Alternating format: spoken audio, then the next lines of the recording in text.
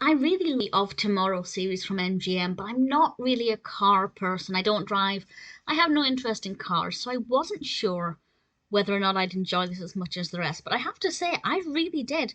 There are a few highlights that I will mention, some with a maybe tiny spoiler detail. I won't go into too much detail, but the premise is the same as all of the others of tomorrow. We get to see what cars could, in theory, look like in the future.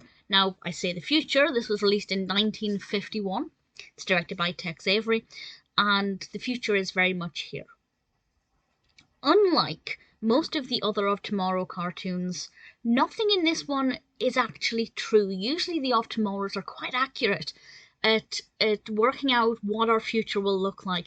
I think the only one that really stood out to me, I guess, tiny spoiler, is it suggests that your speed will light up on the dashboard so that you can monitor your speed. And obviously that is a thing that happens.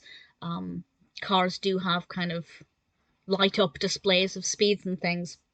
So that was pretty accurate. But for the most part, it's just a very long series of fabulous car designs. And some of them are outrageous, some of them are sexist. I do have to say that whenever a woman is mentioned, including women drivers with the stereotype, it's done very sexistly. I don't think that's a word. I don't actually have a problem with that because it's a product of its time, but that's just, something to bear in mind that does also date it. Although I have to say, the shell pink car, I absolutely loved the colour of it. I thought it was beautiful. Not very practical, but with the plunging neckline and things. I just thought it was good fun, as long as you don't take it too seriously. Um, Most of the drivers in this are men, but the focus is on the cars, and I won't go into too much detail about any of the other designs.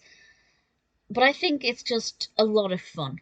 For me, it feels less like these are the cars of tomorrow, and more just if you could have a custom car design, this is what people might come up with. And some of them are more realistic than others, and I think that's why it maybe doesn't necessarily feel like an Of Tomorrow cartoon, because some of the designs are either really ludicrous and wouldn't ever actually be possible, or some of them are just kind of what we're used to. For example, like the displays lining up with your speed and things. So I don't know. I don't love it as much as the rest in terms of the Of Tomorrow aspect, but in terms of being creative and showing us some very fun custom cars in an array of colours and styles, that bit I liked.